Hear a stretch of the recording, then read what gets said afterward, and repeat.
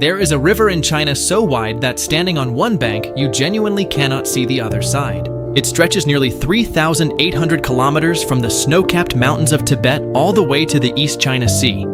For thousands of years, it fed hundreds of millions of people. Fish were so thick in its waters that old fishermen used to joke you could almost walk across the surface on their backs without getting your feet wet. The locals called it the cradle of Chinese civilization, and they were not exaggerating. Entire cities, entire cultures, entire ways of life going back thousands of years were built on what that river gave. Farmers used it to irrigate crops that fed dynasties. Traders built fortunes on it. Children grew up swimming in it. It was not just a water source, it was the foundation everything else was built on. Then something started going wrong. Not overnight, not with a single dramatic event. It happened the way most slow disasters happen, quietly at first, a little worse each year, until one day, the people who knew the river best started saying things that would have sounded impossible a generation earlier. Fish populations had fallen to less than a quarter of what they had once been. Species that had lived in that river for over 100 million years were barely showing up in survey nets. And then scientists started using a word that nobody in conservation ever wants to hear applied to something that size. They called the Yangtze River ecologically dead. A river 3,800 kilometers long, one of the great natural wonders on Earth, dead. And then in 2021, China did something that had never been done anywhere on the planet at anything close to this scale. They launched a recovery plan so bold, so logistically staggering, and so expensive that environmental scientists from other countries openly said they did not believe it would work fast enough to matter. 4 years later, the data came back, and the results were so far beyond anything the models had predicted that researchers from universities outside of China described them, in their own words, as the most encouraging freshwater conservation story of the past 2 decades. This is the story of how a country brought a dying river back to life. And before we get into how they actually did it, because that part is genuinely mind-bending, take a second and subscribe if you are not already here. This channel covers stories exactly like this one. The massive underreported things happening in the world that are so extraordinary, they almost sound made up. Engineers moving rivers, scientists reversing extinctions, cities being built in places that should be impossible to build. If any of that sounds like something you want more of, hit subscribe and turn on notifications, because you will not want to miss what is coming next. Now back to the river. Section 1, how you empty a river. To understand what happened to the Yangtze, you first need to understand just how many people had built their entire lives around it. At its peak, there were over 230,000 fishing families living and working along the river. Their boats numbered over 111,000. To put that in perspective, that is more boats than some entire countries have in their naval fleets. And these were not weekend hobbyists with a cooler and a fishing rod. These were generational families going back centuries. Fathers teaching sons the exact spots where the fish gathered in certain seasons. Grandmothers drying fish on bamboo racks strung between the same doorposts they had used their whole lives. Villages that had built their entire identity, their entire local economy, their entire sense of who they were as a community around what the river produced every single day. The river had been sustaining this way of life for so long that the idea of it ever running out was not even a thought most people entertained. It was like worrying that the sky would run out of air. But then technology completely changed the math. Modern industrial fishing vessels started replacing traditional boats throughout the late 20th century. These were not upgraded versions of what came before. They were a different category of machine entirely. Boats with engines powerful enough to drag nets the size of several city blocks through the water simultaneously. Equipment that could detect schools of fish acoustically beneath the surface and position nets directly around them before the fish had any chance to scatter or escape. A single one of these industrial vessels could haul in one day what a traditional wooden fishing boat used to take an entire month to catch. And there were tens of thousands of these vessels operating across the Yangtze and its tributaries every single day of the year. Now layer on top of that everything else hitting the ecosystem at the same time. Factories built along the river during China's rapid industrial expansion were draining chemical waste into the water. Agricultural runoff from farmland along the banks was poisoning the river from a completely different direction, leaching fertilizers and pesticides into the same water the fish needed to survive. And then the dams arrived. Massive concrete engineering projects that transformed the river in ways that were visible from space, but whose biological consequences took decades to fully appear. The dams cut off the ancient migration routes that fish had been using for millions of years to swim upstream and reach their breeding grounds. Species that had evolved over tens of millions of years around the rhythm of seasonal river flows suddenly found those routes physically blocked. They could not complete the journeys their biology required them to make. The fish were being hit from every direction at the same time. They could not eat properly because the ecosystem supporting their food chain was degrading. They could not migrate because the routes were blocked. They could not reproduce fast enough to replace the ones being taken out of the water because the breeding adults were exactly the ones the industrial nets were targeting. And the generations of fish that would have grown up to replace them simply never got the chance to exist. The Chinese sturgeon shows you exactly how brutal this math became. This fish has been on Earth since before the dinosaurs went extinct. We are talking about 100 million years of continuous survival. It made it through ice ages. It made it through volcanic eruptions that darkened the sky for years at a time. It made it through the asteroid impact that wiped out 3/4 of all life on the planet in a single geological instant. 100 million years of surviving everything, and then in the span of about 50 years, it was brought to the edge of complete extinction. By the time serious scientific alarm bells were ringing, the entire wild population of Chinese sturgeon had collapsed to the point where researchers were counting them in the dozens. Not thousands, not hundreds, dozens. A species that once filled the Yangtze in the millions reduced to a number you could fit in a single elevator. And the flooding came next. Without enough living organisms working together to maintain the riverbed ecosystem, the Yangtze started flooding more severely and more frequently than it had in recorded history. Downstream cities started absorbing the consequences. Farmland was swallowed by water. Homes were destroyed. Infrastructure that communities had built over generations was wiped out in single flood seasons. The river that had given so much for so long had started extracting payment for everything that had been taken from it. By around 2015, researchers were done softening their language. The Yangtze was in full ecological collapse, and a decision that had seemed politically untouchable suddenly became the only option left on the table. Section 2, the decision that stopped everyone. In January of 2021, China announced a 10-year total commercial fishing ban on the Yangtze River. Not a partial restriction, not a seasonal pause, a complete and absolute shutdown of all commercial fishing activity for 10 full years, covering over 3,700 kilometers of river and every connected tributary. Every single one of those 111,000 boats was pulled from the water. The docks that had been humming with activity every single morning for generations went completely quiet.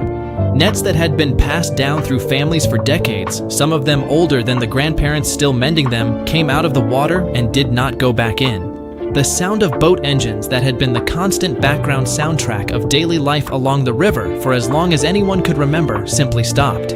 Villages that had never known a morning without the sound of fishing boats leaving at dawn suddenly had nothing but silence. The scale of that disruption is genuinely hard to put into words. Over 230,000 families had to find entirely different ways to earn a living overnight. That is not a policy change. That is a complete restructuring of how an enormous number of people survive.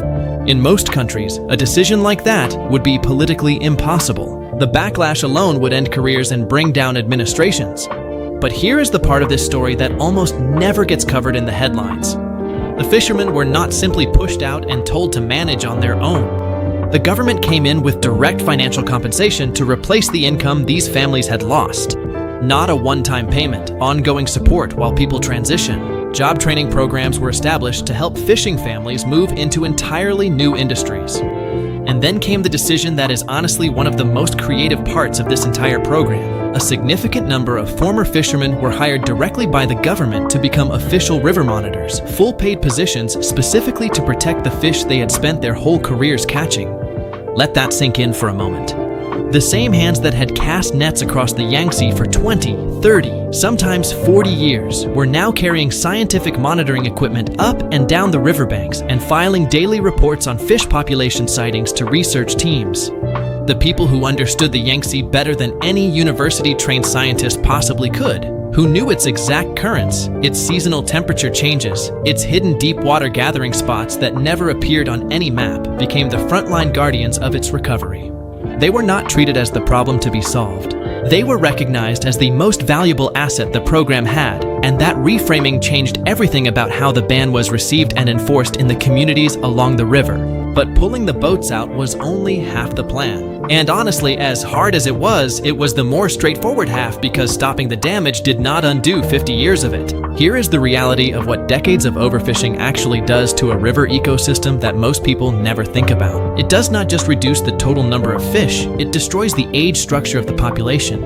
In a healthy, functioning river, you have fish at every stage of life coexisting at the same time: juveniles, young adults, mature breeding adults, and older individuals. Each age group serves a different role in the food web. Overfishing almost always targets the largest fish most heavily because those are the most valuable.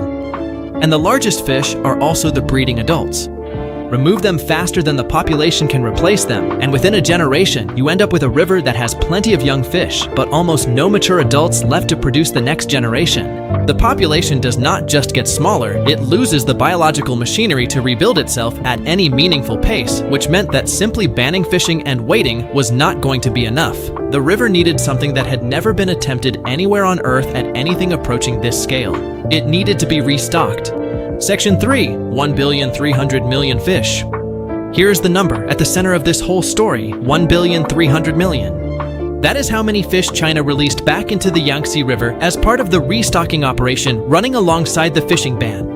1,300,000,000 fish. Take a second to actually try to feel the size of that number. If you sat down and counted those fish out loud, 1 per second, without stopping to sleep or eat or do anything else, it would take you over 41 years just to finish counting. Not collecting them, not releasing them, just saying the numbers. If you took every single one of those fish and laid them end to end, they would wrap around the entire circumference of the Earth multiple times over. This is not a conservation effort in the traditional sense of that phrase. This was a planetary-scale engineering operation applied to a living biological system, and it was not a single event. It was a carefully coordinated, multi-year program executed across hundreds of individual release sites distributed along the full length of the river. Every decision in the operation was driven by data. The species being released at each location were chosen based on what the local ecosystem specifically needed, not just what was easiest to breed in large numbers.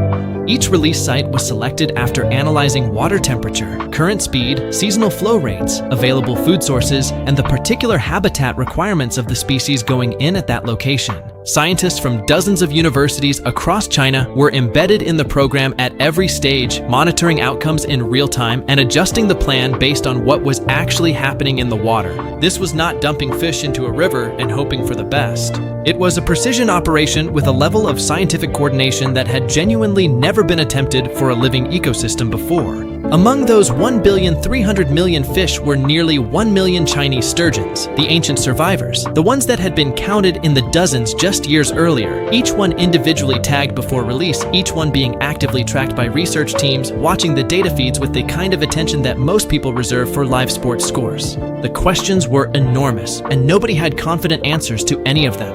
Would the sturgeon survive in a river that had been so severely degraded during the years their population collapsed? Would they be able to navigate the migration corridors that had been partially blocked by dam infrastructure?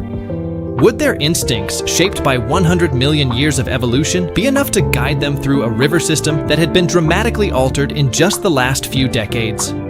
The tracking data that came back was not what the pessimists had predicted. Over 60% of the tagged sturgeons made it all the way from their release points to the East China Sea, 60% completing a migration of thousands of kilometers through a damaged and partially obstructed river system.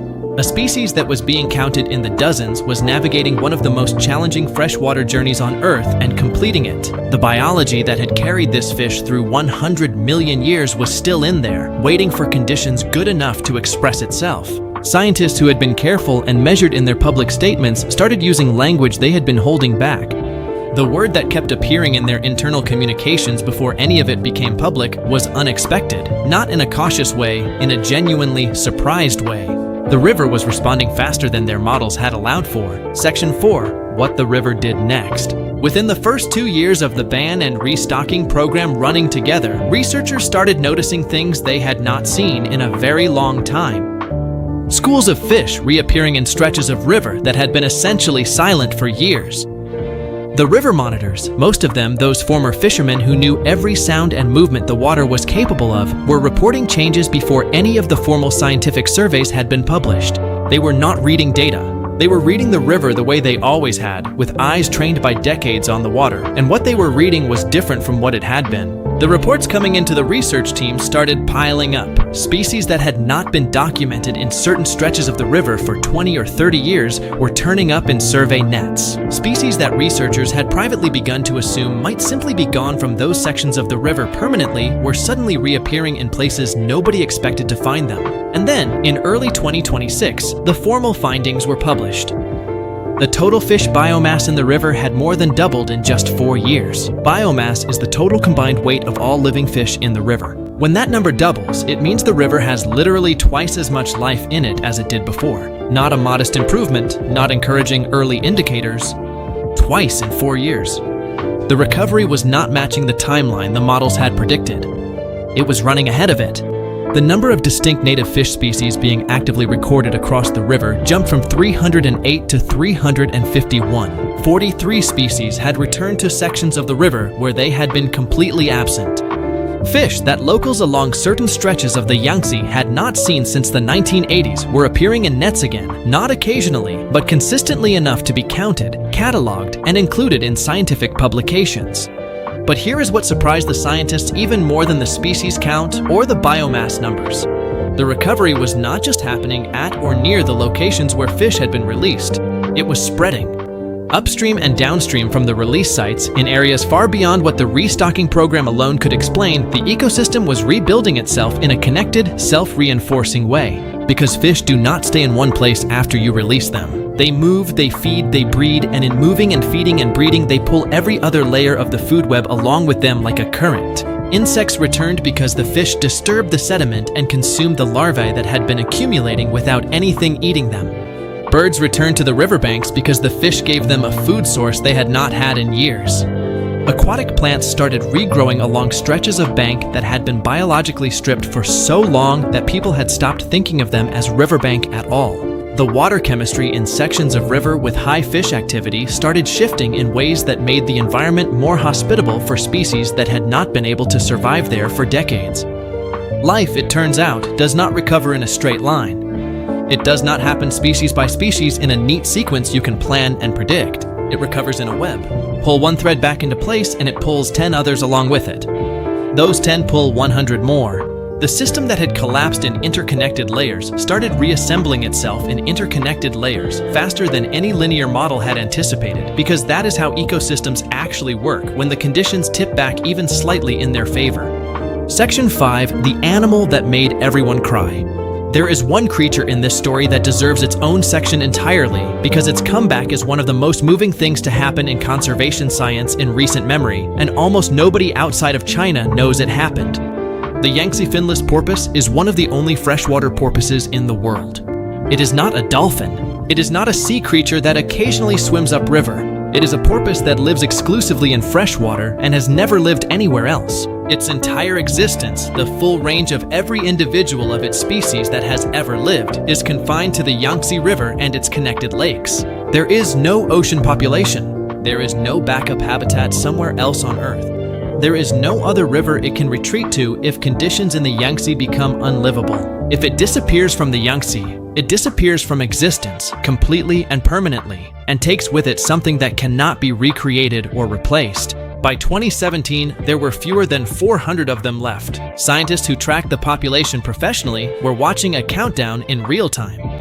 The demographic models being run on the population data were not ambiguous. At the rate of decline recorded across the previous decade, some projections suggested the porpoise could reach functional extinction, the point at which the remaining population is too small and too scattered to sustain itself, within a single human generation, maybe 30 years, maybe less. And the porpoise presented a uniquely difficult conservation problem. You cannot solve it the way you can partly solve the fish crisis. You cannot breed 1 million porpoises in a facility and release them into the river. They are not built for that kind of intervention. They reproduce slowly, with females typically giving birth to just one calf at a time after a gestation period close to a year. They are extraordinarily sensitive to underwater noise, which had been relentlessly elevated for decades by the constant engine noise of over 100,000 commercial fishing boats running every day. They are sensitive to water quality. They are sensitive to the availability of the specific fish species they prefer to hunt. Every major stressor in the Yangtze ecosystem was hitting them simultaneously, and there was no shortcut available to fix any of it quickly. When the fishing ban came into effect and over 111,000 boats were removed from the water, something happened that did not appear in any of the initial projections because it was too difficult to model in advance. The underwater acoustic environment of the river changed almost immediately. The constant low-frequency engine noise that had been the sonic backdrop of the Yangtze for decades dropped away. The water got quieter, not silent, but dramatically quieter than it had been in the living memory of anyone on the river. And for an animal whose entire sensory world is built around sound, that change was not trivial. It was the difference between trying to function in a room where someone is drilling concrete 3 feet away and stepping outside into actual air. Pollution controls tightened in parallel. The fish populations the porpoises needed for food started recovering as the restocking program took hold. The conditions that had made daily survival so genuinely difficult for the species, the noise, the pollution, the food scarcity, all started shifting at the same time. By 2026, the porpoise population had grown from around 400 individuals to over 600. A 50% increase in a species this rare, this biologically fragile, this close to the absolute edge of non-existence. Conservation biologists with long careers described it as a near miracle, without any irony in their voices, the kind of outcome that gets theorized about in academic papers as a best-case scenario, but almost never materializes in actual fieldwork during an actual researcher's actual career. People living along the river started posting videos online, short clips of a porpoise surfacing unexpectedly close to shore near riverbanks where the species had not been seen in years. The videos spread fast because they hit something emotional that pure data cannot. People who had grown up hearing about the Yangtze porpoise as a creature their grandparents had once seen, something that lived in old black and white photographs and childhood bedtime stories, were suddenly watching one surface 30 feet from the shore on their phone screens and laughing in genuine disbelief. One old fisherman, who had transitioned into a river monitor job, was out in his boat alone early one morning when a porpoise surfaced quietly alongside him.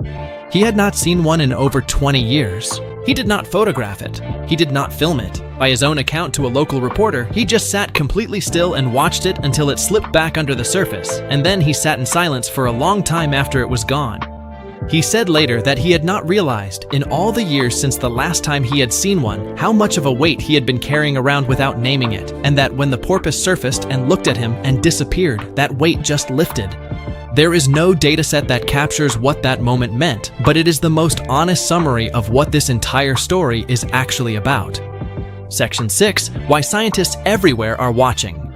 What has happened on the Yangtze over the past 4 years is now being studied, referenced, and cited by governments and environmental researchers on every inhabited continent, not just because the results were impressive, but because of the combination of scale, speed, and measurable scientific outcome that no previous conservation effort had ever managed to produce all three of at once. Most ecological restoration projects work in small, bounded areas, a protected stretch of coastline, a wildlife corridor between 2 forest patches, a seasonal fishing pause on one section of one river. These efforts are valuable and they produce real results, but they are inherently limited by their size. The Yangtze project operated at a completely different order of magnitude. 3,700 kilometers of active river and connected tributaries, the resettlement and retraining of hundreds of thousands of fishing families, sustained investment of over $2.7 billion across multiple years without interruption, coordination between dozens of government departments, thousands of university scientists, and millions of individual residents who each had to personally change how they lived and worked. The logistical complexity alone was staggering. The political will required to maintain it across years without reverting was rarer still. And the fact that it produced clear, independently verifiable, peer-reviewed scientific results within just 4 years is what made the international research community pay attention in a way they had not expected to. Scientists from France, the United States, and Australia have cited the Yangtze Recovery Program in their own proposals for river restoration work back home. The data coming out of China is actively being used in academic and policy arguments for similar large-scale interventions on other rivers facing comparable collapse pressures. The Mississippi, the Mekong, several major tributaries of the Amazon, rivers where the biological warning signs are already visible to anyone paying attention, and where the Yangtze data is now providing the closest thing to a proven model that has ever existed for what aggressive, coordinated, sustained intervention can actually achieve. There is a bigger lesson underneath all of this that goes beyond any particular river or any specific government program. For decades, the public conversation about the environment was built around a framing that presented economic development and ecological health as two things that could not coexist. You either grow or you protect. You either feed people today or you save the ecosystem for tomorrow. Progress and nature on opposite sides of a scale, and every policy decision forced you to choose which side to push down. That framing made genuinely difficult choices feel not just hard, but impossible. It handed governments and industries a permanent excuse to delay, to wait for better data, to say the time was not right, to protect economic interests at the expense of biological ones indefinitely. The Yangtze story does not disprove that tension completely. The trade-offs were real, and the costs were enormous, and hundreds of thousands of families absorbed genuine hardship to make this happen. But it does prove that the framing was wrong about the outcome. The communities along the river are not worse off economically than they were at the height of the fishing industry.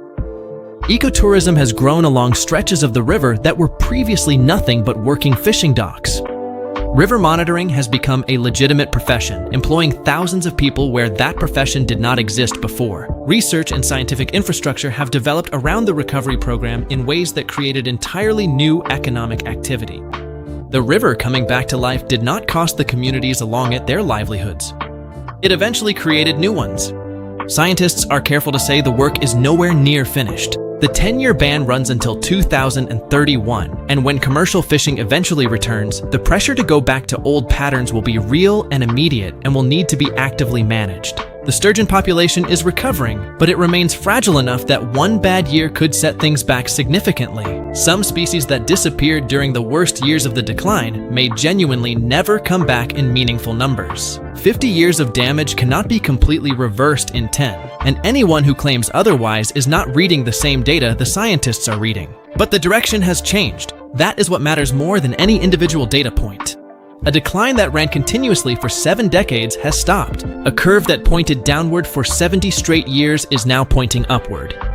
And in conservation science, turning around a curve that has been falling for 70 years is not a modest milestone.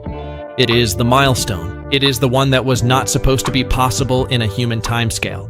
It is the one that every researcher working on a declining ecosystem secretly hopes to see before they retire and almost never does.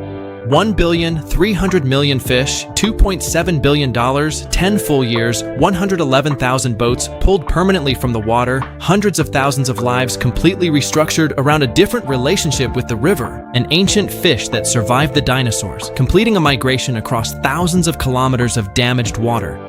A small, rare porpoise surfacing near a shoreline it had not visited in a generation, while an old fisherman sat very still and did not make a sound. A river that was dying is breathing again. If this story gave you even the smallest feeling that it is actually possible to fix what we have broken, hit that like button. It takes 1 second, and it genuinely helps this channel find more people who want to hear stories like this one.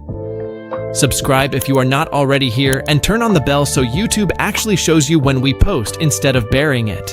Here's the question I want you to answer in the comments.